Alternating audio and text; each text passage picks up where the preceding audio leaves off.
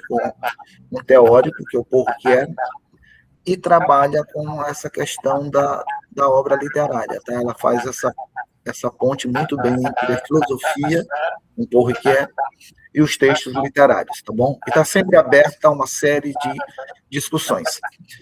Rita, com você, obrigado pela presença e vamos conversar um pouco com esses alunos aqui. Bom, depois dessa boa apresentação de Dino, né? Muito obrigada, Dino. A minha apresentação vai ser uma área que é exatamente essa área de relação entre filosofia e literatura, que é a hermenêutica, né? Então, assim, contemporaneamente, muitos estudos literários, sociológicos, filosóficos, teológicos e da área de direito também têm feito pesquisas a partir da hermenêutica. Bom, eu vou dar no começo uma ideia geral da hermenêutica para partirmos para a hermenêutica literária propriamente dita, né, que é onde exatamente se caminha a minha linha de estudo e de pesquisa entre filosofia e hermenêutica, e entre filosofia e literatura, né? Então, assim, o meu filho está presente aqui e ele vai me ajudar a passar os slides. Na medida que ele for passando os slides, eu vou explicando, né? Agradeço muito a ele, ao Yuri. Yuri, tu podes passar, por favor?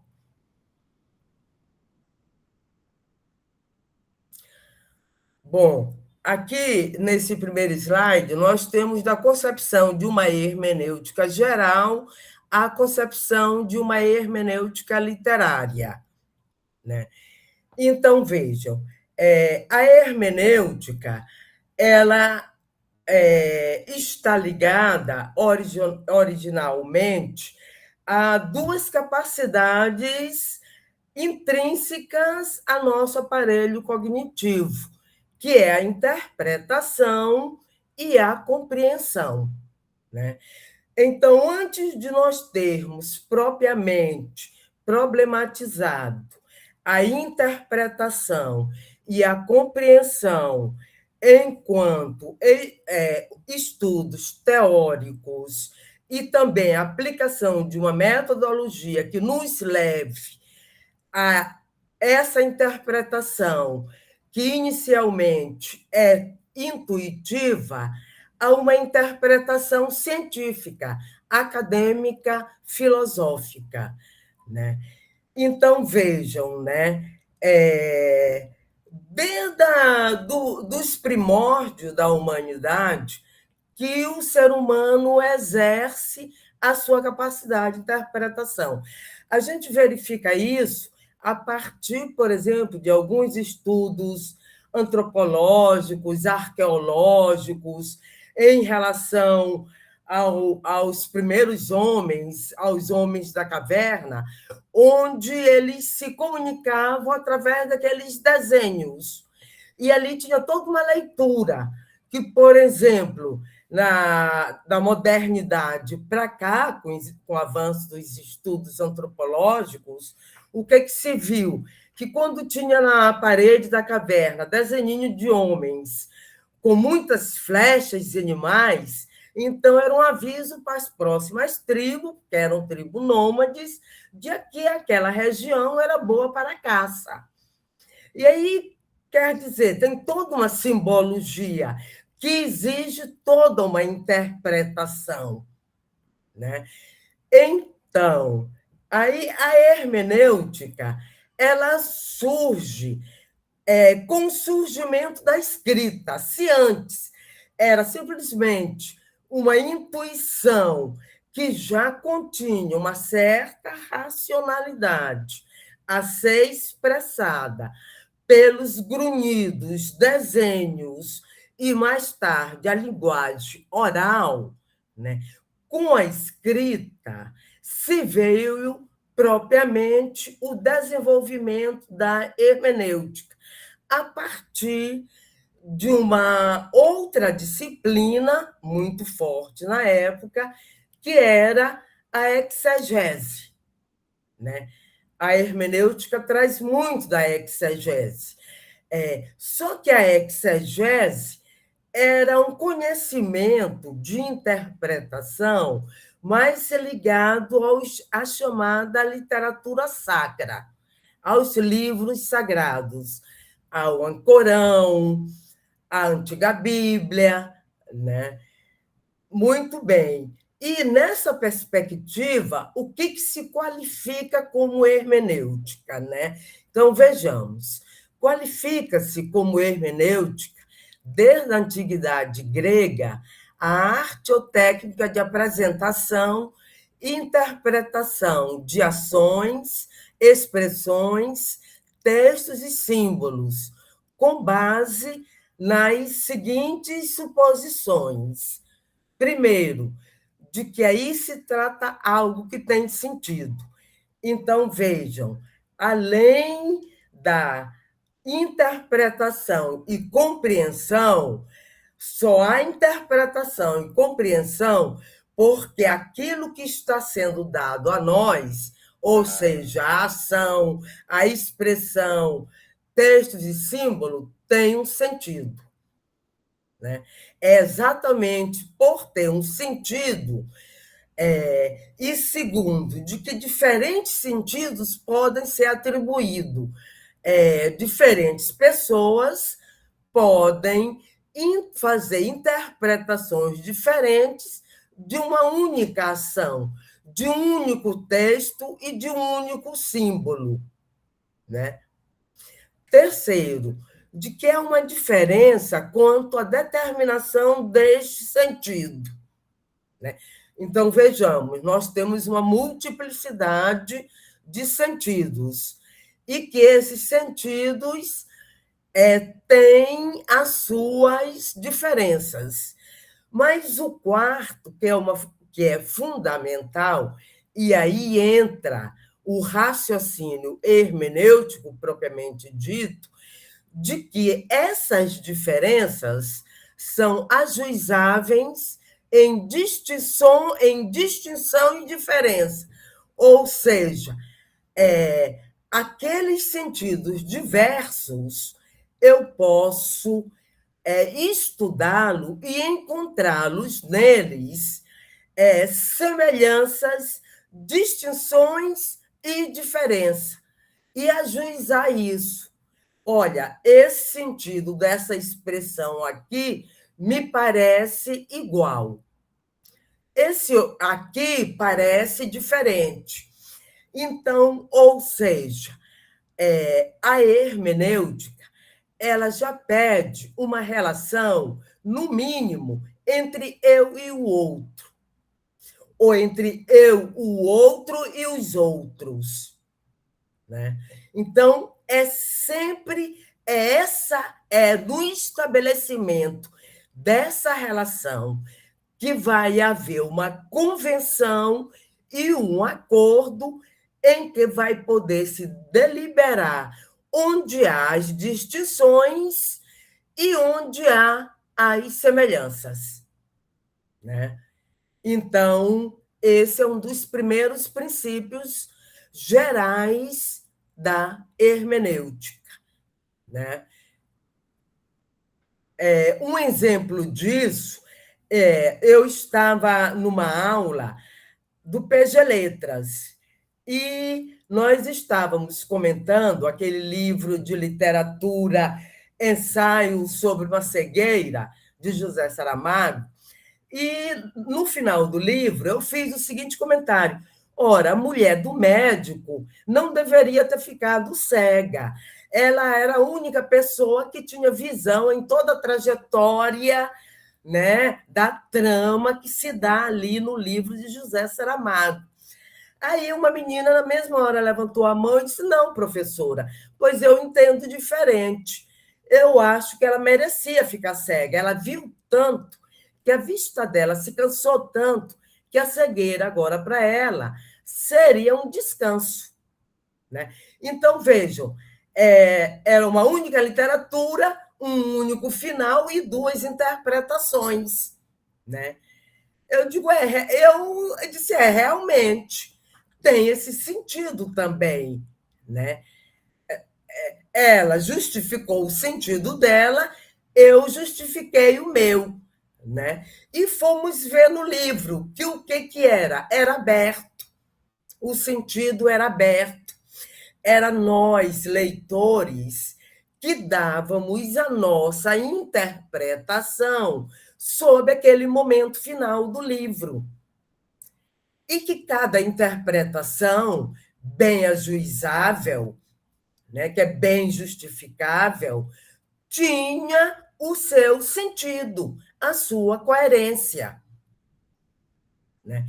Então, quer dizer, nós chegamos ali a um acordo de que o final do livro de José Saramago tinha exatamente a perspectiva de deixar aberto a interpretação do leitor, né? E isso a gente encontra em muitos livros de literatura. Isso quer dizer o quê? Que tanto eu quanto a estudante fizemos uma compreensão, né, teórica, hermenêutica, reflexiva de uma obra literária, né? O meu sentido não invalidava o dela não invalidava o meu. Ao contrário, os nossos sentidos enriqueceriam a obra, né? Então, né, você pode passar o segundo slide. Então, nessa perspectiva ainda de uma hermenêutica geral, que vai ser transferida para a hermenêutica literária, nós temos termos básicos da hermenêutica. O primeiro é esse, sentido, como nós vimos aqui, sentido, né? Expressão, né? A expressão aqui se dá de uma forma bem aberta, porque pode ser uma expressão linguística, né? Como pode ser uma expressão veiculada por uma imagem cinematográfica ou uma imagem fotográfica, né? Qual o sentido daquela expressão que nos leva para a significação, né? O sentido daquela expressão tem uma dada significação. E isso é possível através da minha interpretação e compreensão, porque na medida que eu interpreto um livro, uma ação, uma fotografia ou demais símbolos, né, eu estou interpretando e compreendendo. E esses termos são abstrações nos quais estão embutidos práticas e experiências de indivíduos e comunidades. Isso aqui é uma coisa muito cara à hermenêutica, né? Por quê? Porque, vejam, no nosso caso, que trabalhamos mais com as expressões linguísticas, né? As expressões linguísticas, elas, é, elas são práticas, elas advêm, elas dizem, além de práticas, elas dizem, né, de experiências de indivíduos e de comunidade, né? Então, sentido não é só uma expressão abstrata. Por exemplo, a Lidiane, ainda há pouco, estava comentando sobre o objeto de trabalho dela. E o professor Dino perguntou se ela já teve acesso às canções. Está na área da Umbanda, não é isso, Lidiane? Então, Sim, qual o sentido que essas Tambor de canções. crioula, né? Não é Tambor de crioula, isso. Então, qual o sentido que essas expressões têm para a experiência dessa comunidade? Tem para a experiência de cada pessoa que se envolve naquele canto, naquela dança, né? Qual é o sentido disso para eles? Qual o seu significado? Como que ela, que é pesquisadora, vai interpretar e compreender, né, esses termos em, em sua incorporação, vamos dizer assim, individual e comunitária, né? Aqui é que está a grande questão da hermenêutica. Por isso que alguns autores falam em aplicação, né? O Gadamer, que é um filósofo muito importante do começo do século XX, ele usa muito esse termo aplicação.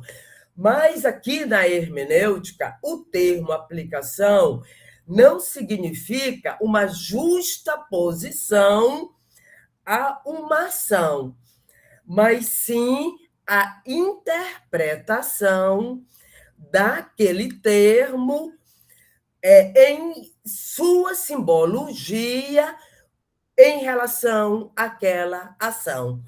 Qual a simbologia que essa ação carrega para com que eu veja a ação e depois leia a música e diga: eu compreendo essa música.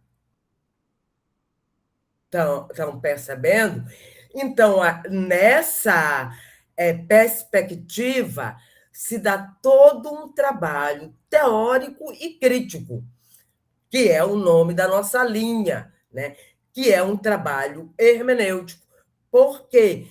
Porque solicita do pesquisador, da pesquisadora, né, uma postura de compreensão daquele sentido em relação não ao seu posicionamento. Veja, não em relação, porque nessa situação aqui de aplicação vai se dar também o que na hermenêutica contemporânea vai ser muito usado, nós vamos ver, que é a relação com a ética, né? Digamos que a ação e as músicas que Leidiane pesquisa talvez não tenham a ver com os seus princípios éticos, que possam ser, por exemplo, advindo do catolicismo, né? Mas ela, como pesquisadora, tem que se qualificar numa pré-compreensão em que assuma uma reflexão para um estado de compreensão que venha a entender os princípios éticos regidos por aquele grupo, o qual ela está pesquisando, mesmo que seja o contrário a ela. Mas o que prevalece são os princípios do grupo pesquisado. Estão compreendendo a relação? Por que as palavras aqui não vão ser uma simples concatenação entre palavra e ação, ação e palavra, comunidade, palavras, palavras e comunidade, permeia todo uma reflexão sobre o comportamento ético estético daquela comunidade. E o pesquisador cabe, né, extrair esse sentido que é permeado por todas essas relações éticas, estéticas e outras que possam vir, né? Então, esta tese, né, desses termos básicos, né, essa tese é evidente e problemática, pois torna-se difícil apreender os conceitos teóricos que essas palavras designam em cada teoria hermenêutica, sem confundi-las com as noções não teóricas a elas associadas no seu emprego cotidiano e vivo da língua. Então, aqui se dá, vejam, nós somos pesquisadores e pesquisadoras, né? Vocês estão aqui fazendo esse curso exatamente porque estão se encaminhando para essa trilha de pesquisador e pesquisadora. Então, enquanto isso, o que nós aqui, pesquisadores, e principalmente nós da área da filosofia e da hermenêutica, nós, da área de forma geral, vocês são da literatura, da linguística, vocês são dessa área, vocês entendem disso.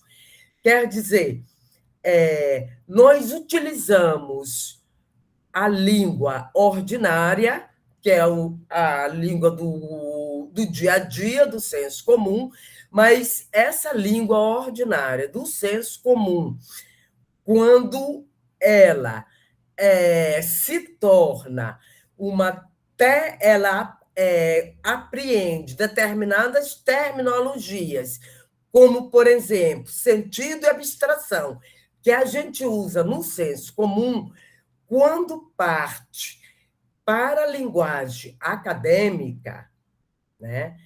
Além desse sentido, além de advir, né, essa compreensão que a palavra sentido tem no senso comum, ela advém, mas, além desse sentido, ela exige também que, para com que eu determine determinado sentido em uma expressão, que pode ser uma oração, né, uma frase, ou mesmo uma palavra, eu tenho que passar da pré-compreensão, que me é dada pelo senso comum que eu tenho de sentido, para, por exemplo, se eu uso a palavra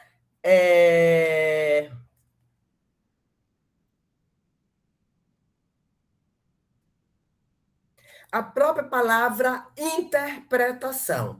Se eu vou utilizar a interpretação na hermenêutica, eu tenho, por exemplo, que determinar se naquele texto ali tem metáforas ou figuras de linguagem. Tem essas figuras de linguagem. Essas figuras de linguagem, no senso comum, na linguagem do cotidiano, diz isso aqui.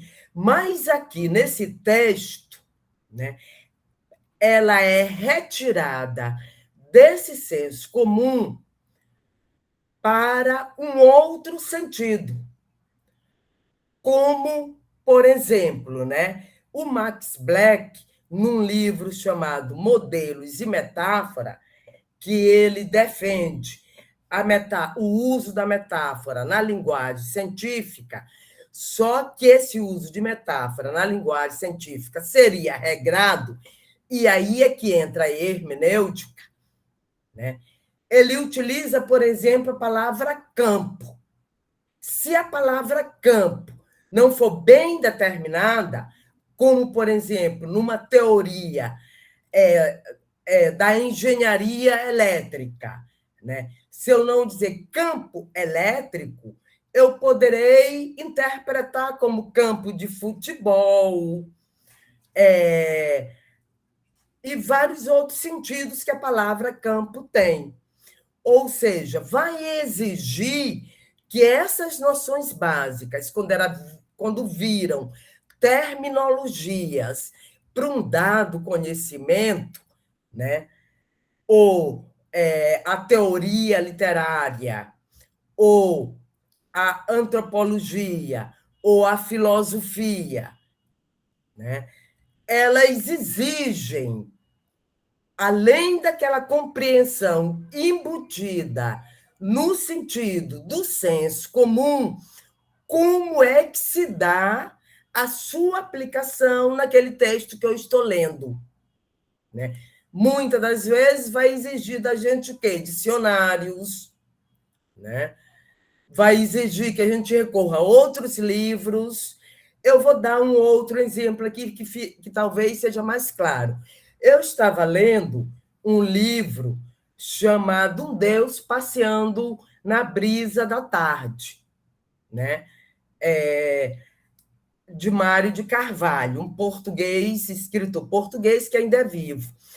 E nesse livro, a trama desse livro é como é que o cristianismo chegou à Europa, né? Os primeiros cristãos.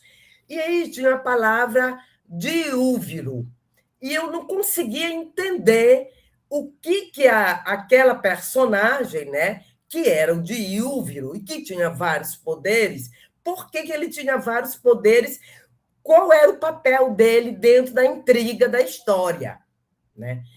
Aí eu não entendia de jeito nenhum. Eu entendia que ele tinha poder, que ele mandava, mas eu não entendia o que era diúviro, porque era um termo de português antigo que o Mário de Carvalho usou, ainda do português de Portugal, tradicional, arcaico. E eu fui a um dicionário, até um dicionário online, e estava lá, diúviro significava prefeito. Aí, quando eu fiz essa relação, que diúviro, lá na antiguidade grega, hoje, para a modernidade, significava prefeito, aí eu entendi o papel do personagem na trama e comecei a desvendar melhor a trama. Estão percebendo a coisa? Né? Então, bem aí foi uma questão hermenêutica que eu me vi. Né? Eu não entendi o sentido, eu não entendi aquela expressão, eu não entendi o significado, eu não entendi a interpretação e não compreendia. Então, quer dizer, isso que a hermenêutica diz, que a gente tem que sair, talvez, aí não era senso comum, né? Que diúviro não está no senso comum, mas era.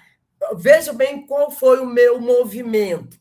Foi eu não entender um termo que era clássico no português, erudito, né? Por não fazer parte do meu vocabulário contemporâneo do português. Então, eu tive que recorrer ao sentido clássico daquele termo para relacioná-lo com o sentido usual da língua, né? Para eu compreender como se dava o papel da personagem. Né? Então, às vezes, a gente sai do movimento, do sentido, do senso comum, para o sentido da terminologia científica, filosófica, literária, ou às vezes a gente sai do sentido do erudito para até o senso comum para nos entendermos, né? Entender o que significa aquilo, né? Você pode passar, Yuri, por favor?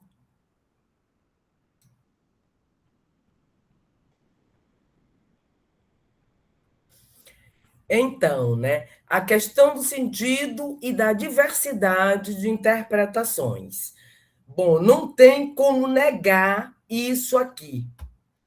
E esse é um grande problema hermenêutico, né? A compreensão do sentido perpassa desde o cotidiano, das regras de conduta, de sinais de trânsito, até a compreensão científica dos textos de poesia e literatura, né? Então, quer dizer, né, Aristóteles, na Poética, ele já diz, para nós entrarmos na questão da compreensão, né, que a imitação é congênita ao ser humano, né? Com isso, ele quer dizer que a gente já nasce com uma condição de imitar, né? A gente imita o pai, a mãe, o irmão, depois o professor, a professora, o colega, a colega, até a gente tendo autonomia da nossa própria identidade e de como ela se constitui. Mas mesmo assim a gente volta, eu não vou dizer que hoje, por exemplo, que eu estou com 67 anos, eu parei de imitar determinadas pessoas. Não tem livro que eu leio que eu me identifico tanto com os personagens que minha visão de mundo muda, né? Até meu comportamento muda, né? Então, né, a, a compreensão do sentido perpassa desde o cotidiano das regras de conduta, de sinal de trânsito, até a compreensão científica dos textos de poesia e literatura. Então, veja, eu compreendo. Então, a perspectiva da compreensão, ela pode se dar, eu falei da imitação, de uma interpretação que eu possa fazer de uma ação ou de um texto que eu leio e que eu encontro parâmetros ou em outra ação ou em outro texto, né? Porque eu faço relações de sentido e de interpretação e compreendo, por exemplo, que possa haver uma relação de identidade, que eu poderia dizer de imitação entre um texto e outro, ou uma ação e outra, né? Como posso ver nesse texto a distinção de sentido e interpretações? Tá entendendo? Então, isso passa pelo quê? Digamos, né? Vai desde o senso comum, como eu falei anteriormente, a gente vive interpretando, até uma interpretação, uma compreensão científica.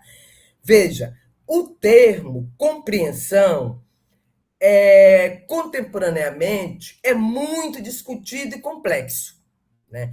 É estudado pela psicologia, pela filosofia, pela teoria da literatura, pela antropologia, pela neurologia, pela filosofia da mente, que vai junto com a neurologia, que diz que a compreensão se dá por um sistema de neurônios, energia que despertam em nós. E aí tem toda uma explicação energética para o funcionamento cerebral de como se processa a compreensão. É válido? É válido, é uma teoria, eu disse aqui de forma bem banal, né? Mas é uma teoria neurológica que é super forte e que a filosofia da mente também vê como super forte. Mas nós, aqui da filosofia e da hermenêutica e da teoria literária, a gente vê a compreensão que tem um pouco de relação com a psicologia e com a antropologia no sentido de que a compreensão está relacionada com o sentido, né? Como é que eu compreendo? Não sei se vocês já se fizeram essa pergunta, porque o processo parece tão natural, tá? Estão entendendo? Que quando a gente para pensar e se pergunta como é que eu compreendo e por que que eu não compreendo. E na modernidade, já entrando um pouco mais, porque a gente vai ver isso aqui, né? Um hermeneuta que vai fundar propriamente a chamada hermenêutica moderna, que é chamada Schleiermacher, um hermeneuta teólogo alemão, o que ele diz sobre a questão da compreensão, né?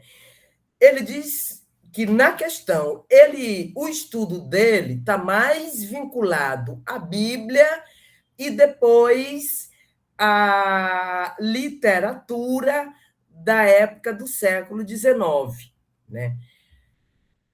Um dos instrumentos que eu já falei a vocês, o dicionário, né? Ele é chamado, a hermenêutica dele é chamada de hermenêutica romântica por causa do seguinte: o lema dele era que eu posso compreender um autor melhor do que ele mesmo se compreendeu. Então, é como se ele alargasse completamente a possibilidade do leitor compreender o autor melhor do que ele mesmo se compreendeu ao escrever determinada obra. E aí entra uma questão muito cara para a hermenêutica, que é crítica hoje, essa questão, a hermenêutica que critica em Schleiermacher, que seria tipo assim: o leitor teria autonomia para entrar no cérebro do autor e descobrir a intenção do autor a escrever determinada obra. Na contemporaneidade, nós sabemos que isso é impossível, né? Tem até a gíria agora moderna, né? Eu acho que vocês que são da geração jovem já devem ter visto na internet, porque eu vi na internet, que é acusar alguém de comedor de cérebro, né? Seria alguém entrar no cérebro do outro. A gente sabe que isso é impossível. Eu posso até induzir o outro a uma determinada ação, né? É possível isso. A indução é exatamente isso, levar alguém a cometer uma determinada coisa. É o que os influencers fazem, por exemplo, com determinadas pessoas, né? Basta a gente fazer uma leitura hermenêutica que a gente percebe claramente, né? A indução que há. Mas a questão, então, essa perspectiva de Schleiermacher, desse tipo de compreensão, é tida como ingênua e até como romântica.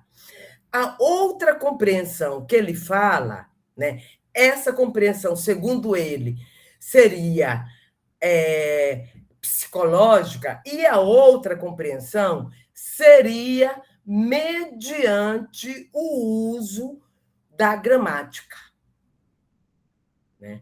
Ou seja, eu me debruço sobre um texto procurando o sentido que há naquela narrativa construída. Qual o sentido que há? Há um sentido ético? Há um sentido estético? Com certeza. Na obra literária tem que haver um sentido estético, né? Mas, além desse sentido, quais as outras camadas de sentido que possam haver, né? Vejam, no cotidiano, nós lemos naturalmente as regras de trânsito, mas numa abordagem acadêmica, científica, de interpretação, é exigido muito mais da gente. Aí a compreensão, além da minha perspectiva cognitiva, natural, que me leva a compreender, eu tenho que ultrapassá-la através dos mecanismos que me são dados como dicionários, como gramática, como outros livros, para com que eu capte o sentido e comece a interpretar e a compreender. Estão percebendo o processo? Muito bem. A hermenêutica está presente na forma de conceitos e teorias e de métodos e procedimento de pesquisas nas ciências jurídicas, na teologia, filosofia, nos estudos antropológicos e culturais e nas teorias da arte, e, sobretudo, nos estudos políticos e literários. Sobretudo aí. Né? Você pode continuar passando, Yuri, por favor? Então, nesse sentido geral, né, a metodologia geral da hermenêutica, em termos de uma metodologia geral, a hermenêutica se caracteriza por ser uma pesquisa e conhecimento qualitativo e interpretativo baseados na expressão linguística e discursiva de um assunto ou problema e, por fim, a característica de pesquisa e de conhecimento reflexivos e intersubjetivos, que está circunscrita pelas interações com sentido, normativas e significações. Aí já a questão do sentido, da interpretação, da compreensão, começa a ter um outro patamar que não é propriamente o patamar do senso comum. Porque no patamar do senso comum, muitas das vezes, a gente interpreta rapidamente a coisa. A gente não para refletir. E refletir quer dizer também colocar sob o julgo da razão. Né? É a passagem da pré-compreensão para a compreensão. Né? É exatamente essa passagem que aqui nesse curso nós estamos fazendo. Né? Todo mundo aqui tem uma pré-compreensão, todo mundo é graduado. Os cursistas, as cursistas, no mínimo, têm a graduação. Então, esse conhecimento já nos dá um aporte que nos possibilita sair de um estágio de pré-compreensão para um estado de compreensão ao elaborar um projeto que seja acadêmico, científico e que vá fazer em que o pesquisador, a pesquisadora, vai fazer esse conhecimento reflexivo, ou seja, aquela sua pré-compreensão vai ser colocada sob o julgo da razão, né? Sabe, sobre o julgo da razão. E aí o julgo da razão vai se alicerçar no quê? Nos dicionários, em outros, ou seja, em todo o aporte. É por isso que a gente toma o aporte que vai segurar a nossa pesquisa, porque é justamente mediante esse aporte intelectual, né, que vai nos possibilitar o conhecimento reflexivo, colocar sob o julgo da razão, a partir de princípios que o próprio conhecimento científico me dá. Por exemplo, eu estava numa banca de uma moça chamada Milka, que é da Universidade Estadual de Mato Grosso. E o título da dissertação dela, que ela já defendeu, é pública, é por isso que eu estou falando aqui, né? É do livro de Carla Madeira, chamada Tudo é Rio. O título é Tudo é Rio, de Carla Madeira, Afetos e Violência. Ora, no senso comum, a gente sabe, a gente tem a compreensão, que é uma pré-compreensão, do que seja afeto e violência. Mas, muito bem, como ela estava fazendo um trabalho acadêmico, científico, literário sobre os afetos e a violência, ela não podia sair descrevendo apenas o que ela sabe, o que a vida lhe mostrou sobre os afetos e a violência. Então, para isso, o que ela fez?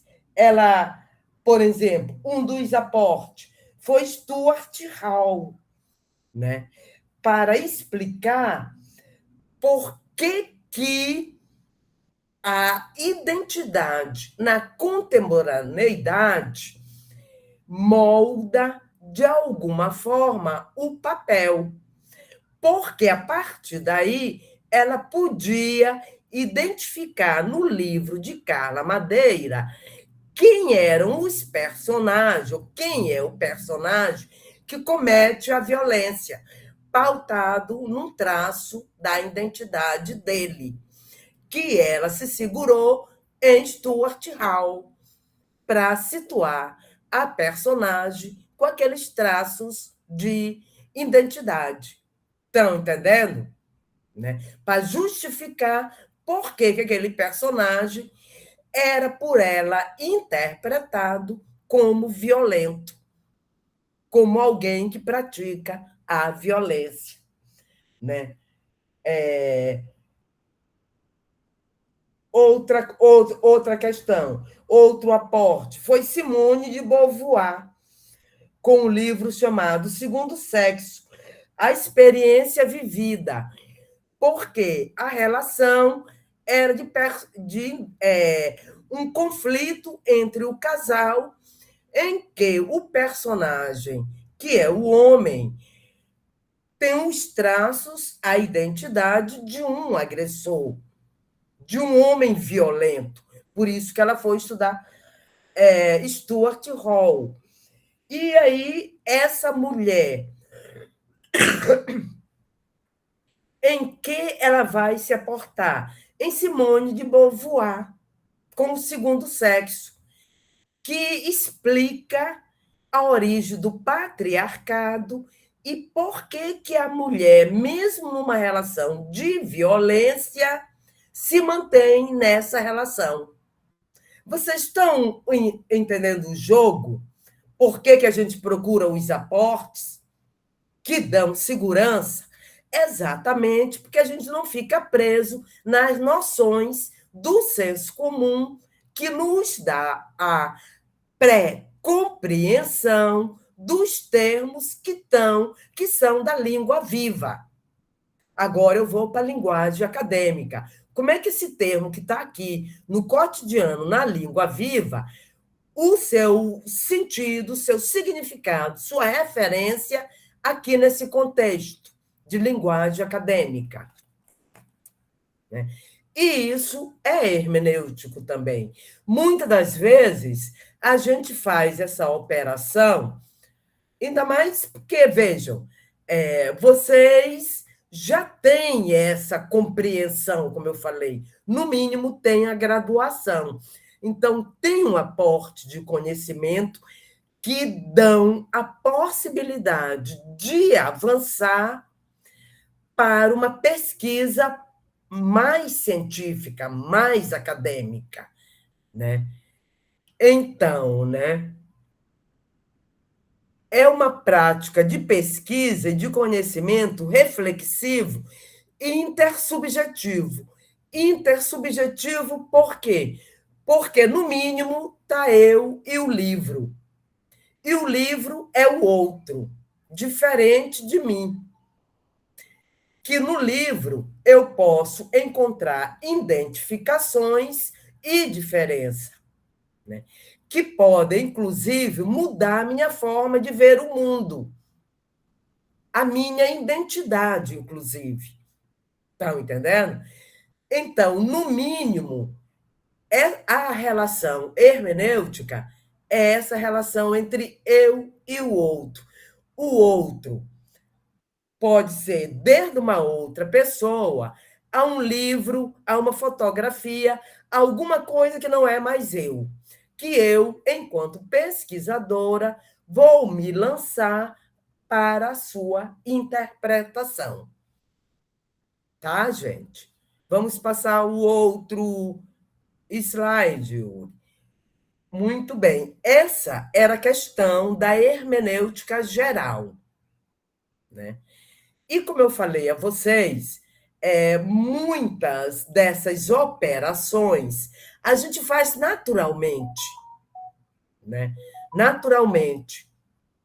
Mas a primeira questão da hermenêutica é se perguntar: como é que eu compreendo?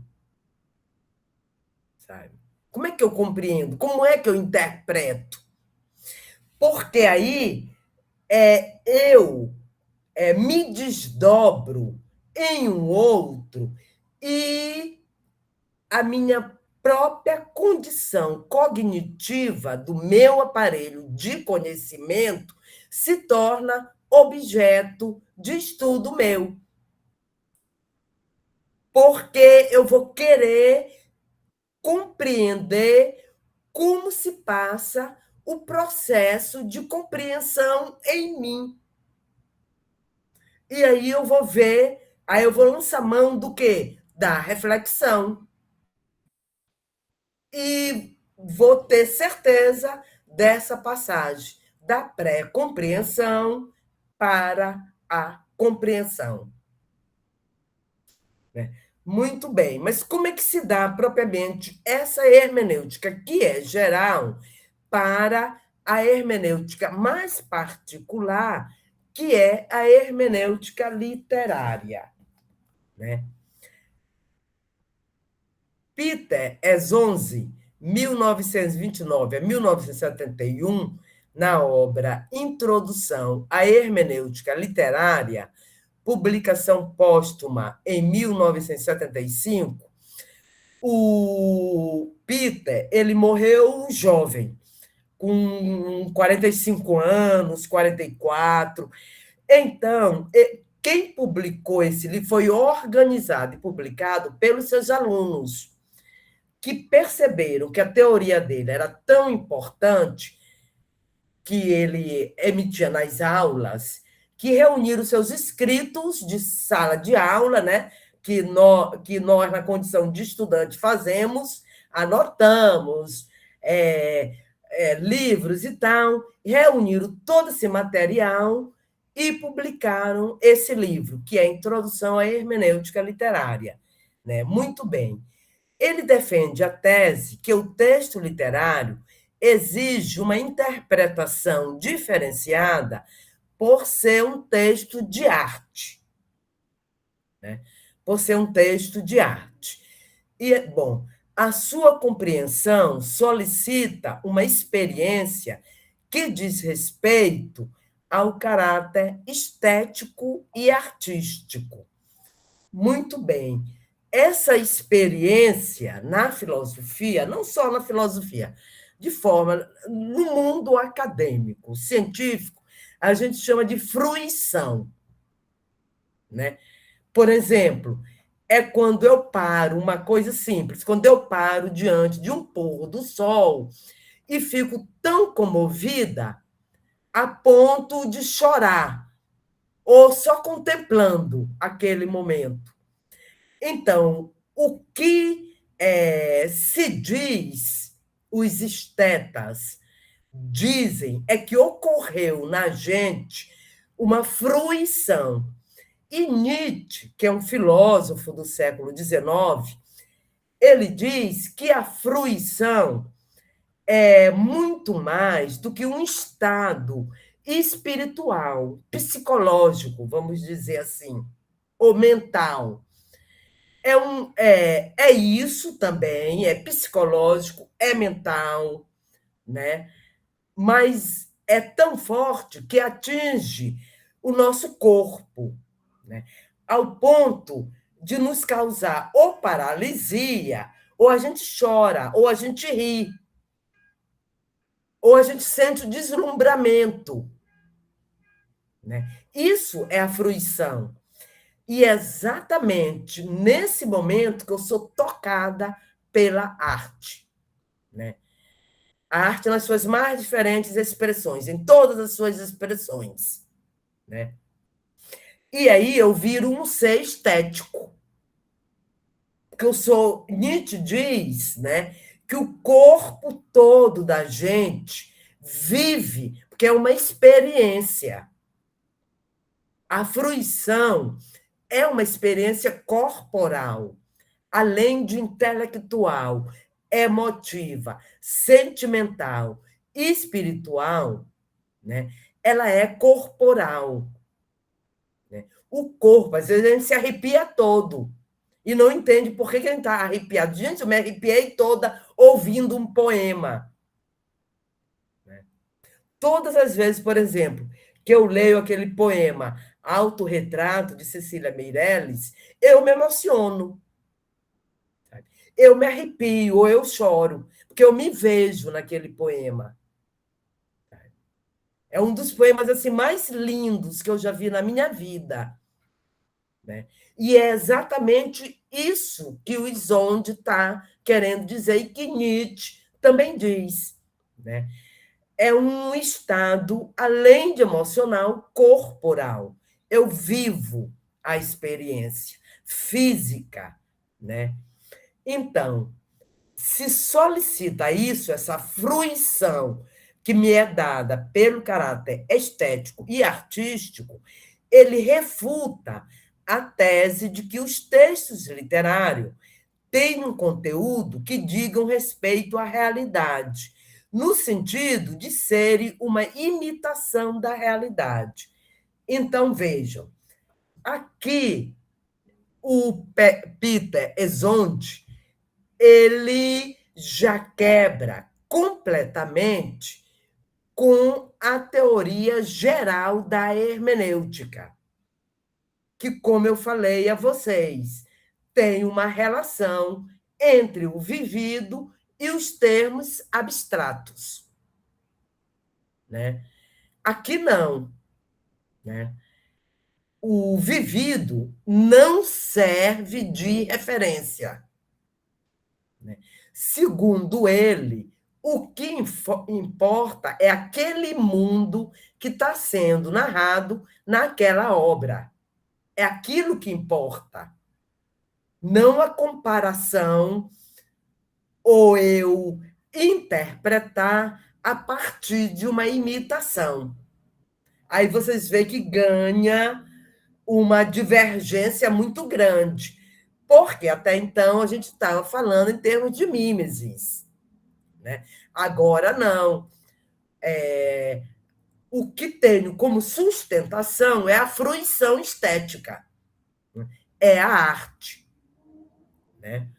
Então, né, Eisonde recusa a ideia do caráter mimético dos textos literários. O objeto ou trama desses textos não pré-existe ao texto. Portanto, não devem ser julgados com base em critérios de conformação ou não ao real, de verdade ou falsidade, ou ainda de veracidade em relação ao que pensavam seus autores. Então, vocês podem ver que há um corte assim radical, tá entendendo? Né? Há um corte radical. Para vocês perceberem que, mesmo dentro da hermenêutica, é o que o Riquet, que nós vamos dizer que é o autor que eu mais estudo, ele tem um livro chamado Conflito das Interpretações, que é exatamente a não negação do conflito. Por exemplo, essa teoria aqui entra completamente em conflito com a teoria dele, né? Que parte da ideia de mimesis, e com a teoria da hermenêutica geral, que parte da ideia de mimesis. Ele não, ele quebra com isso. Estão percebendo? Né? Você pode passar o próximo, Yuri?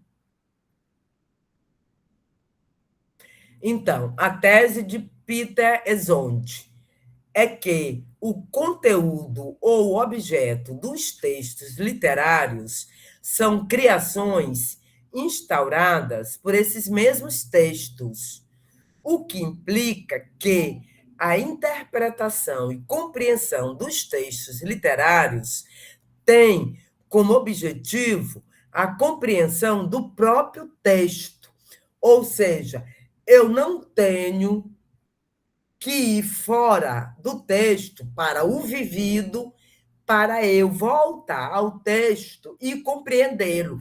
Ao contrário, eu tenho que fazer exatamente esse corte entre o vivido, que lá na frente nós vamos ver, Riquet vai chamar mundo da vida, e ele vai também chamar mundo do texto. No caso do Peter Ezond, é só o mundo do texto que prevalece. Tá entendendo?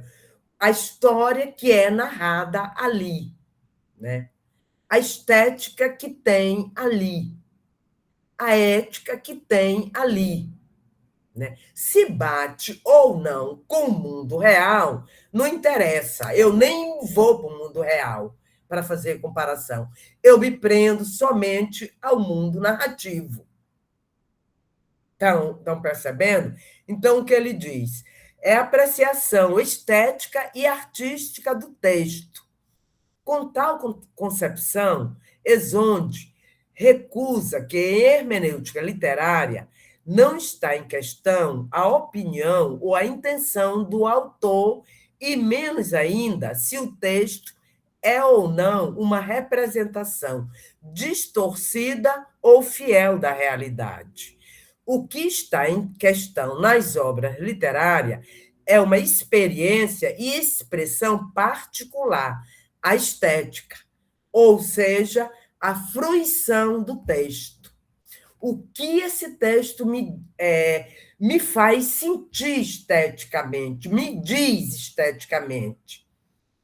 Aí, claro, né, que, por exemplo, entra em relação com a tese do Peter Ezond a estética da recepção.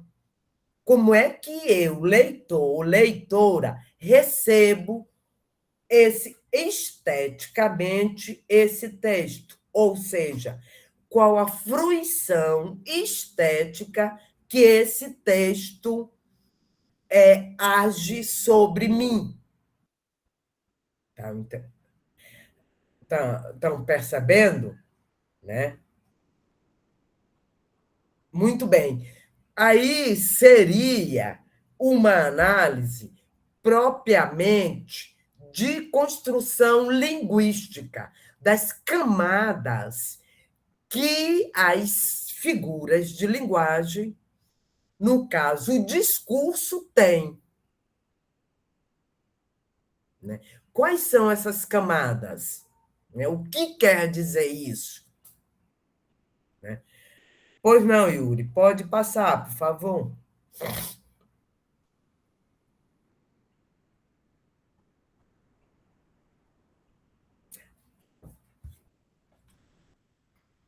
Yuri? Ah, tá certo. Deixa eu só. Muito bem. É diferente dessa perspectiva, que é da perspectiva do Peter Ezonde, que é propriamente estética, artística da obra literária, né, que quebra com essa ideia de mimesis do mundo vivido, né, mas o aporte seria tão somente as teorias que há sobre os termos ou a trama que tem aquela determinada obra, vem o filósofo Paul Ricoeur, que já tem uma outra perspectiva completamente diferenciada do Ezonde, né? Então, Paul Ricoeur, ele é de 1913 a 2005, francês, né? Então, vocês veem, ele praticamente atravessou o século, né? Ele entra no século XX, nasce no século XX e morre já no século XXI, né? A última entrevista dele, que é só uma curiosidade, porque a história de vida dele é extremamente curiosa mesmo, né? Na última entrevista dele, ele já bem velhinho, ele dizia que ele já pedia para morrer, porque o corpo dele já estava tão envelhecido que parece que não tinha força para sustentar o cérebro, a mente, porque a mente dele continuava tão viva, produzindo tanto, que a dificuldade era física, né? Para ele dar conta do que a mente dele produzia, né? Ele já há quase 100 anos. Então, ele dizia que ele já pedia para morrer, né? Para vocês verem como tem... Por exemplo, outro dia eu fiquei super triste em ler a notícia de que o FHC, Fernando Henrique, está com Alzheimer, né? Então, o Alzheimer em altos graus mesmo, completamente dependente. Então, eu fiquei super triste, porque é um grande intelectual brasileiro, né? A questão política é outra questão que a gente pode discutir depois, mas que foi um grande intelectual, foi um grande sociólogo que deu uma contribuição muito grande. Então, foi uma notícia que eu fiquei triste. Agora, falando em relação ao Porriquet, né, que morreu com quase 100 anos e não aguentava o processo intelectual, o corpo não segurava. Né? Por isso ele pedia para morrer. Né? Então, veja as circunstâncias. Né? Sabe? Então, Paul Ricoeur defende a teoria que a hermenêutica, quando voltada para a interpretação e compreensão das narrativas literárias, deve considerar o processo mimético que ele denomina de tríplice mímese, ou seja, Paul Ricoeur, ele parte, para ele chegar à tríplice mímese, ele parte da questão seguinte, né? Como nós somos dotados da capacidade de interpretar, né? E se nós ainda somos dotados dos instrumentos intelectuais e materiais que nos possibilitam essa interpretação hermenêutica, que é reflexiva e crítica, né? Então, se a hermenêutica sempre pediu essa relação, no mínimo, entre eu e o outro, que pode ser o livro, a comunidade, né? Uma pessoa, ou seja, o meu objeto de estudo. Né? Mas ele parte do princípio, começa o princípio dele o seguinte, né? Ele começa é, colocando a própria questão da narrativa, de forma geral, que nós, seres humanos, nós formamos a nossa identidade mediante as narrativas, né? Porque, vejam, desde o primeiro momento, ainda na barriga da nossa mãe, quem já é mãe ou pai sabe disso, ou mesmo que não é mãe ou pai, sabe também porque foi criança, quando a gente começa primeiro a ouvir histórias do nosso pai, da nossa mãe, dos nossos avós, dos nossos irmãos mais velhos, da nossa comunidade, histórias ficcionais e até histórias verdadeiras. Depois a gente entra na escola. Na escola, a gente começa a aprender propriamente a história do Maranhão, a história do Brasil, né? A história da América, e aí vai. Então, ele diz que a narrativa, na verdade, com a palavra falada depois, com o advento da palavra escrita, a narrativa se subdividiu em narrativa de ficção e narrativa de história, né? E que, como nós somos constituídos por narrativas, né? A gente começa ouvindo narrativas, a gente aprende a falar e começa ou a criar nossas próprias narrativas, ou repetir as narrativas que a gente ouve. E quando a gente repete essas narrativas, a gente já não repete do mesmo modo como a gente ouviu. É aquela história que está lá no senso comum, que diz: quem conta um conto aumenta um ponto. Não é assim?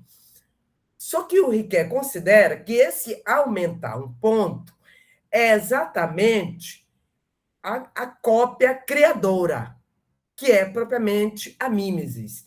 Porque a mimesis não é, no caso da literatura, não é simplesmente uma cópia da realidade, mas é uma cópia criativa, como já dizia Aristóteles, né? Ele toma esse conceito a partir de Aristóteles. Por quê?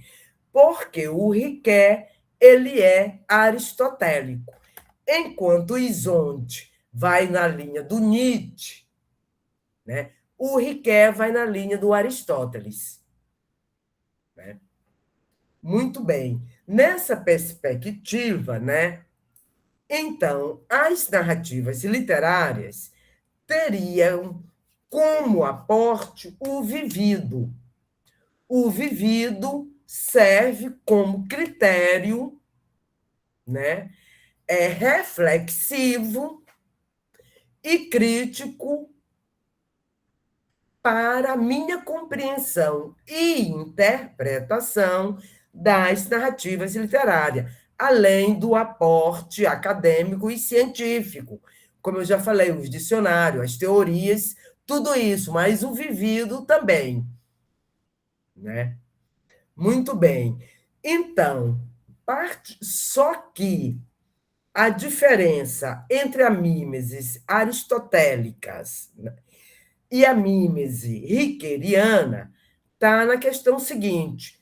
Claro, Aristóteles está lá na antiguidade, no século o quê? 5, 6, 4 antes de Cristo, né? Antes da era comum, né?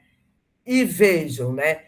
Então, o Aristóteles ele é considerado o primeiro crítico literário, já é a modernidade que vai dar essa alcunha a ele. Por quê? Vocês vêm das letras, né? Vocês devem ter estudado a poética de Aristóteles, e é na poética que se começa a fazer a primeira classificação de gêneros, que Aristóteles define a tragédia, a comédia, a epopeia, o ditirambo, e cada uma com um estilo, né? um estilo de escrita, um estilo de representação teatral que se dava, a tragédia era uma representação teatral também, né? Então, cada qual tem, Aristóteles faz essa demarcação. Riquet, então vejam, a mímesis para Aristóteles, o modelo mimético para Aristóteles, era o modelo da tragédia. Por quê? Porque Aristóteles considerava a tragédia como a obra mais suprema humana, porque a tragédia possibilitava a catarsis, né? Que é a purificação das emoções humanas, né? O grego antigo, ao assistir uma tragédia, ele chorava, ele gritava, ele sorria, e nessas suas expressões emocionais, ele purificava os seus sentimentos. Como é que se dava essa purificação? Digamos que uma tragédia que tenha como intriga, né? Como, por exemplo, Édipo Rei, que tem como intriga, né, o pai, a mãe e o filho. O filho mata o pai, se casa com a mãe, depois descobre tudo, que casou com a mãe, e cega os dois olhos e passa a vagar. Então, quando essa tragédia era representada na Grécia Antiga, ela tinha também um significado de educação. Por quê? Porque quando se dava a purificação da alma, né, a cartase, aquela pessoa via aquela tragédia ali e dizia: não, eu não quero fazer a mesma coisa que Édipo, né? Então, aquela tragédia servia como um contra-exemplo para o modelo de vida. Tá, entendendo? Por isso que era educadora, né? Então, já. Bom, aí nessa perspectiva, em Aristóteles, a mímesis é um processo único, né? É um processo único. Porque, claro, havia um pouco os gêneros, né? Sabe? Então, a mímesis era um processo único. Riquet não. Riquet já vem começar a escrever já na década de 30, no final dos anos 20, acho que nem já nos anos 30 e poucos, né? Então, veja, né? Ele foi prisioneiro na Segunda Guerra, né? Então, vejam o que aconteceu. Então, ele já está numa época em que ele é testemunha de toda a complexidade literária que há, principalmente com o surgimento do romance, né? O romance no modelo que nós temos hoje, né? Então, com o surgimento do romance, então o Riquet percebeu e o romance se surge como romance de cavalaria, né? Vai se complexando cada vez mais, até virar romance de fluxo de consciência, né? E hoje, na contemporaneidade, então, vocês sabem até mais do que isso, de como essa seara é complicadíssima, né? Sabe? Entra a autoficção, aí é uma complexidade muito grande. E o Riquet percebe isso, essa complexidade. Então, que constatação ele chega? Se ele tem como modelo a mímese aristotélica, que era um único processo, né, de imitação criadora, que ele vai passar a chamar de representação, né, uma representação criadora. Por que é uma representação criadora? Porque a narrativa literária, né, exige a racionalidade? Exige, sim, porque toda composição linguística exige um processo racional no uso da língua, né, na aplicação dos verbos, na concordância, ou seja, na própria sintaxe do texto, né? Ali é racionalidade pura. Mas, além da sintaxe do texto, a literatura tem a camada simbólica, né? Interpretativa, né? Sabe? Só dando um exemplo disso, né? Riquet dá um exemplo da Ilíada, né? Que, por exemplo, né? Ele dá um exemplo da frase seguinte, né? Ulisses desembarcou dormindo em Ítaca, né? Ulisses desembarcou dormindo em Ítaca, né? Bom,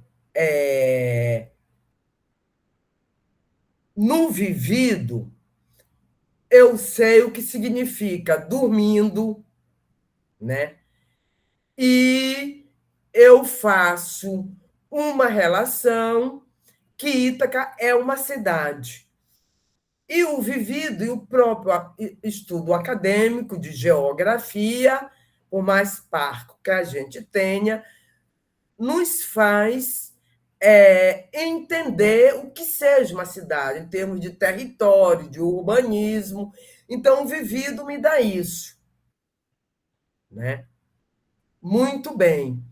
Então, se o vivido me dá isso, e eu tenho, né, a linguagem como um aparato que me possibilita expressar o vivido e, além do vivido, cria em cima, a partir desse vivido, né?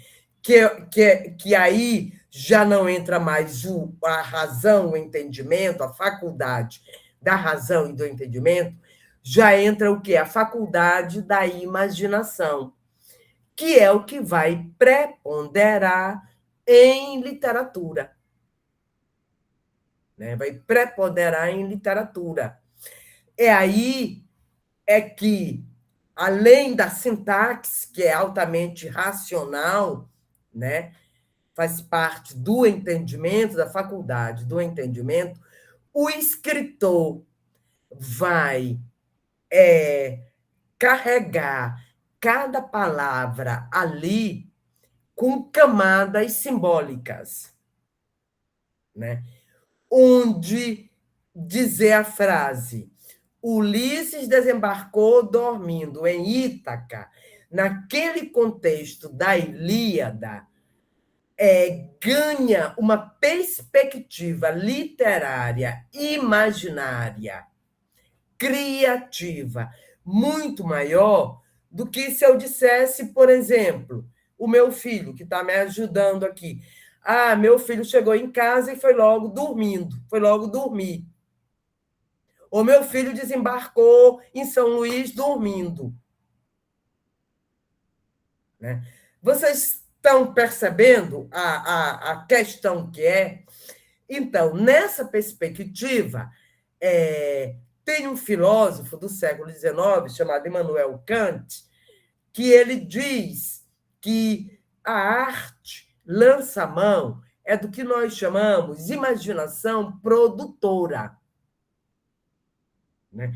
Que é exatamente esse processo imaginativo de criar imagens carregadas de simbologia, né? Vocês estão percebendo? Então, Ulisses desembarcou dormindo em Ítaca, né? Eu posso ler, poxa, como é que Ulisses não desembarcou armado para enfrentar o batalhão que esperava ele? Né? Como é que ele desembarcou sonolento, dormindo, despreparado? Quer dizer, eu posso ter várias interpretações a partir daquele contexto imaginativo que o vivido me dá uma perspectiva de uma pré-compreensão que aquela frase pode ter, mas que aquela frase, naquele contexto da Ilíada, do mundo da Ilíada, ganha uma simbologia diferentemente de uma ação que seja praticada no vivido. Estão entendendo? Né? Então, aí toda essa complexidade simbólica e toda essa complexidade que há na literatura contemporânea, o Riquet chega à conclusão que o único processo mimético colocado por Aristóteles não dá conta. Então, o que ele faz? Ele cria uma teoria chamada teoria da tripla mímesis ou teoria da tríplice mímesis, né? Uma teoria da tríplice mímesis, né? Que vocês vão ver que é bem diferente do que o Peters XI dizia em relação à teoria literária dele, né? Então, aí a mimesis passa a representação, passa a ter 3 momentos. O primeiro momento, a mímese 1, que ele chama de pré-figuração. A pré-figuração trata da pré-compreensão do mundo da ação, né? E aí, gente, tem uma outra coisa também na hermenêutica que a gente tem que distinguir entre o gesto físico e a ação, né? A ação é um gesto físico? É um gesto físico, mas não se prende só a um gesto físico, porque a ação carrega uma camada simbólica. Por exemplo, não sei se vocês já se perguntaram para isso, né? Mas qual a camada simbólica que tem na ação de vocês em quererem fazer esse curso preparatório para concorrerem à seleção do PG Letras, né?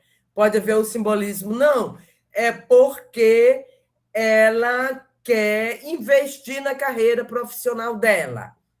Ou pode ser, como, por exemplo, quando eu fazia o doutorado, eu tinha uma colega que era juíza, que ela fazia doutorado em filosofia, e ela dizia, não, Rita, eu faço doutorado em filosofia só porque eu gosto de estudar filosofia. Sabe? Simplesmente por prazer de gostar de estudar. Vocês estão percebendo o simbolismo que tem na ação e que a gente tem que descobrir nas nossas próprias ações? Porque na medida que a gente descobre o simbolismo na nossa própria ação, a gente compreende e aí a nossa ação ganha maior força, maior efetividade, né? Porque a gente descobriu o real objetivo da nossa ação. Porque nós temos consciência de todas as camadas simbólicas que elas se apresentam. Estão percebendo? Né? Então, a mímese 1 é essa pré-figuração, que trata dessa pré-compreensão do mundo da ação. A ação tendo toda essa camada simbólica que eu estou dizendo a vocês, em que a intriga está enraizada de suas estruturas inteligíveis, de seus recursos simbólicos e de seu caráter temporal. Né? Por exemplo, eu falei a vocês o exemplo dessa dissertação aqui, Tudo é Rio, de Carla Madeira, Afetos e Violência. Né? E aí, a Milka, que é a pesquisadora, né, a mestranda que defendeu, ela fez uma coisa bem interessante na leitura dela, porque já que ela estava fazendo a interpretação, vendo toda a simbologia que carrega a palavra, o conceito afetos e violência, né, ao ponto de querer entender a identidade das personagens para compreender por que determinado personagem ocupava o papel de um ser violento, né? Muito bem, né? Antes dela fazer essa dissertação, ela tinha uma pré-compreensão, como todos nós temos, do que seja afeto e do que seja violência. Por quê? Porque está enraizada no nosso vivido. Todo dia a gente sabe o caso de uma mulher que sofreu feminicídio. Né? Um negócio assim horrível hoje. Uma mulher que foi espancada. Isso é um caso assim, que está aí. Né?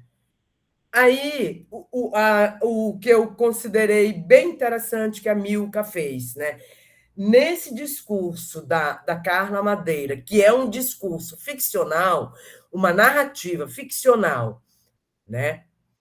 Ela trouxe algo do mundo vivido, que foi o quê? Estabelecer a relação, né, de violência da literatura com a Lei Maria da Penha, que é uma condição nossa, da nossa realidade, da nossa vivência. Está entendendo? Ela conseguiu fazer esse engate, né, entre o fictício e o real da sociedade brasileira. Até porque uma coisa que ela percebeu, que esse livro da Carla Madeira é um livro bem contemporâneo, é agora do século XXI, parece que é o último livro que ela lançou, né? Então é algo bem contemporâneo. Então vejam, né? Então, para ela fazer, o que ela fez? Ela tirou algo da pré-compreensão do mundo da ação, né? Da ação vivida, que é uma lei que nos protege, né? Para a interpretação ficcional de uma narrativa que tratava da violência contra a mulher, né? Estão percebendo?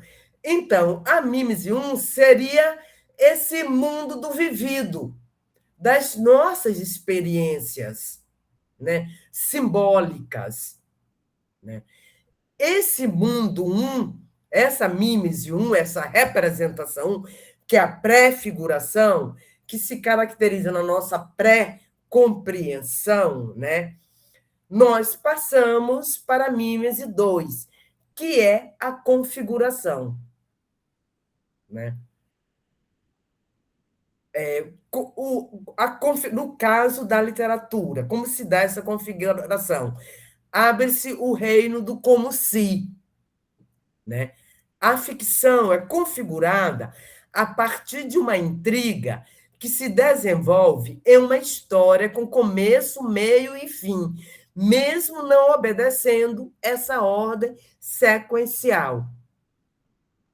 Mas na sua organização em obra textual, né, aquele texto vai ter um início, um meio e um fim. Mesmo que o início comece com o fim da história, por exemplo. Mas eu, como leitora, vou determinar que aquele é o começo da história. Ela tratando do fim para o começo, digamos, uma história flashback que faz isso na literatura. Então, quando eu começo a organizar a minha pré-compreensão do vivido, né, para uma obra linguística, que pode ser uma narrativa literária, né, que cria um mundo, né, eu entrei na configuração. um outro modo que se dá a configuração, né? Por exemplo, vocês estão fazendo esse curso aqui.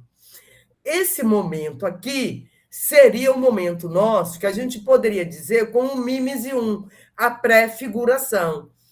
Vocês estão, nesse momento, decidindo qual a linha que vocês vão seguir, qual o tema, qual o problema, qual a obra, quais os aportes. Então, esse momento aqui seria esse momento da pré-figuração. Quando vocês forem configurar tudo isso, né, no projeto, numa escrita, mesmo que seja ainda num projeto, no anteprojeto, vocês estão dando configuração ao algo que vocês tinham ideia numa pré-figuração, numa pré-representação. Agora vocês vão configurar aquilo num texto que tenha justificativa, objetivos, metodologia, né? Referências bibliográficas. Estão percebendo? Né? Então, é esse momento aqui. E no caso da literatura, é o como se, porque como se existisse tal mundo. Né? É como se existisse uma cegueira branca no livro de José Saramago. Qual a ideia que nós temos de cegueira? De uma escuridão. Né? E, no entanto, ele cria uma cegueira branca, como se um leite tivesse caído na água, nos olhos. Né? Aí foi o quê? Foi a imaginação que predominou. Né? Foi a imaginação. Nós temos a ideia enraizada de que a cegueira é escuridão, mas ele imagina uma cegueira branca. Então, quer dizer, esse artifício do como se é exatamente a abertura da imaginação. Na ficção, eu tenho liberdade para imaginar. Eu posso até ter como inspiração uma ação do vivido, mas a partir daquela ação do vivido, a minha imaginação irá operar de tal forma que eu crie camadas e mais camadas para aquela ação que era uma simples ação do vivido. E configuro aquilo numa narrativa que vira uma obra. Né? E aí vem a mímese 3, que é a refiguração. Né? A mímese 3, a refiguração, é o mundo no qual a ação efetiva ocorre com a interpretação da narrativa pelo leitor. É o nosso mundo de leitor e leitora. Né? Como é? Eu falei a vocês como eu interpretei o fim do livro de José Saramago, que a mulher do médico não deveria ficar cega. E a minha aluna já interpretou de uma forma diferente, que ela deveria ficar cega para ter descanso para os olhos. Né? Ele deixou aberto, fica aberto, o leitor. Então, nesse momento que eu leio e interpreto, eu torno a obra de José Saramago viva. Se ela está lá na minha estante fechada, ela não tem interpretação nenhuma, não tem vida nenhuma, sabe? É um objeto parado, estagnado. Agora, na hora que eu abro, que eu começo a ler, que eu começo a compreender, que eu começo a interpretar, então aquela obra ganhou vida. A minha interpretação dá vida para a obra. Né? E aí, se a minha interpretação dá vida para a obra, eu, como leitora, me torno também coautora. Estão entendendo? Mesmo que a minha interpretação, digamos, diverge da interpretação do autor. Como, por exemplo, eu tenho um co-orientador do doutorado que ele está trabalhando, ele está pesquisando um autor vivo, que é o Loyola, né? O Loyola Brandão. Ele está pesquisando o livro Não Haverás País Nenhum. Aí, muito bem, ele começou a interpretar esse livro com uma literatura jornalística, né? Porque Loyola Brandão foi jornalista e tem essa vertente na literatura. Agora, a última reportagem que ele leu do Loyola Brandão, aí ele apresentou o projeto dele para Loyola Brandão, ele conheceu que ele mora em São Paulo, a minha orientação é online com ele, né? Ele conheceu o Loyola Brandão achou ótimo, deu livro para ele e tal, se tornou amigo dele. Só que na última entrevista que Loyola Brandão deu, Loyola Brandão disse que não haverá país nenhum, é uma distopia.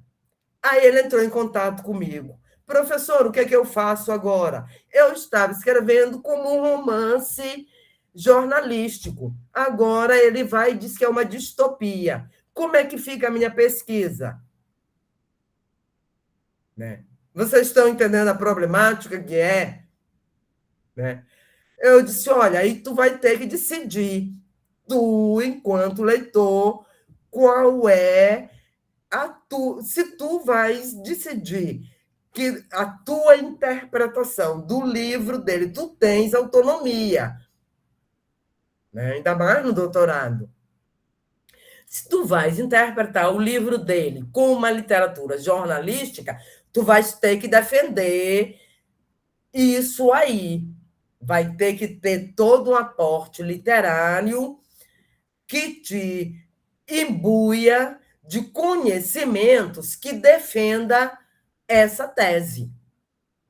Agora, se tu vai, o que tu escreveste, tu vai mudar tudo para distopia, aí tu vais ter também que buscar um aporte literário. Tu não vais ficar à mercê das mudanças do escritor, que o escritor muda mesmo. Ele escreve uma coisa, o Mário de Carvalho, por exemplo, os críticos de Mário de Carvalho, no livro Um Deus Passeando pela Brisa da Tarde, colocam como literatura histórica, narrativa histórica, né? Tem fundo histórico. E o Mário de Carvalho diz que a literatura dele não tem nada de histórico, que tudo é ficcional. Tá entendendo? Ele difere completamente dos críticos. Mas os críticos continuam sustentando que aquilo é uma literatura histórica. Né? Então, tem esses conflitos. Né? Aí vai da autonomia do pesquisador, da pesquisadora, da sua base teórica, de sustentar um determinado ponto de vista, uma determinada teoria. Né? Então, e a gente, como leitor de literatura, nós temos essa liberdade de interpretação. No caso de um trabalho acadêmico, a gente tem que ter o aporte teórico que sustente o nosso ponto de vista, aquela justificativa que a gente defende. Mesmo que vá de encontro ao autor.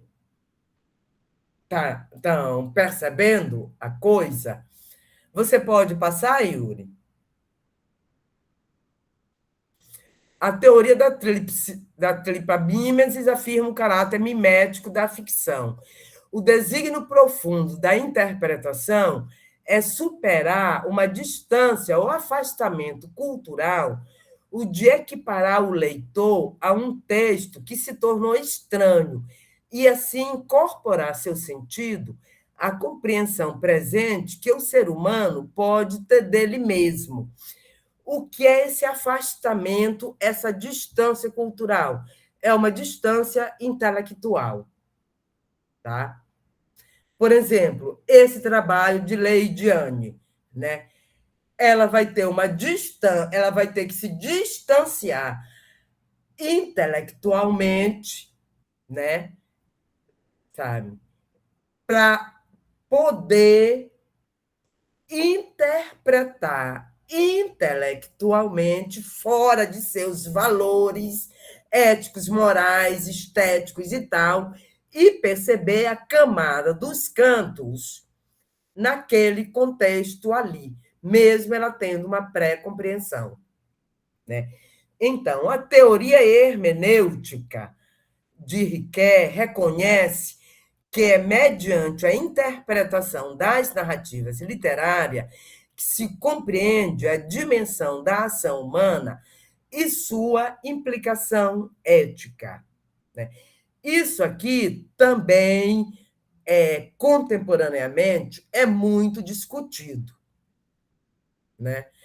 Eu já vi tendências que defendem, tendências, já vi escritores depoimento de escritor, escritora, que diz: olha, quando eu escrevo a minha narrativa, eu não estou pensando em princípio ético nenhum. Se um personagem ganha uma perspectiva mais ética, é porque o transcorrer da história pediu aquilo. Não que eu queira criar um personagem que seja modelo ético para alguém. Estão percebendo como é complexo, né? Já o Riquet diz que mesmo o autor não tendo essa implicação, esse compromisso, porque literatura não é livro de ética, né? Então o autor, o escritor não tem compromisso com isso, mas nós, como leitores, muitas das vezes, a gente identifica em determinadas personagens traços éticos, traços morais, ou não, ou traços imorais, né? E, segundo Riquet, essa identificação desse mundo do texto nos possibilita compreender o mundo da vida. Porque é como se a literatura funcionasse como um laboratório que nos possibilita compreender a experiência humana. A experiência ficcional nos possibilita compreender a experiência humana. Por isso que a hermenêutica literária de Riquet é mimética. Estão entendendo? Né? Ela não se prende tão somente ao aspecto estético, fruição estética que há no conteúdo de uma narrativa. Você pode passar, Yuri, por favor? Professora, Por não. a gente precisa se atentar ao horário. Já são 21 horas. Tá, eu só vou terminar aqui. Tá ok. Né? Obrigada, querida. Então, a interpretação hermenêutica para Riquet considera a temporalidade do autor, da contida na narrativa e do leitor, segundo uma perspectiva que possibilite a compreensão da complexidade da intriga no desenvolvimento histórico, sem a pretensão de busca de uma verdade. A relação entre a materialidade da obra e seus desdobramentos extralinguísticos, o reconhecimento e desvelamento das camadas simbólicas a serem interpretadas e apreciação estética, que não deve faltar à literatura. Então, gente, aqui é de forma geral a apresentação da hermenêutica enquanto teoria, conhecimento e enquanto método que serve de aporte para a literatura, tá? Era essa a minha compreensão, a minha contribuição. Espero ter contribuído com vocês e aguardo vocês no dia da seleção. Boa noite a todos e a todas. Se quiserem alguma pergunta, podem mandar para formação da pós-graduação em letras. Boa noite. Aimee.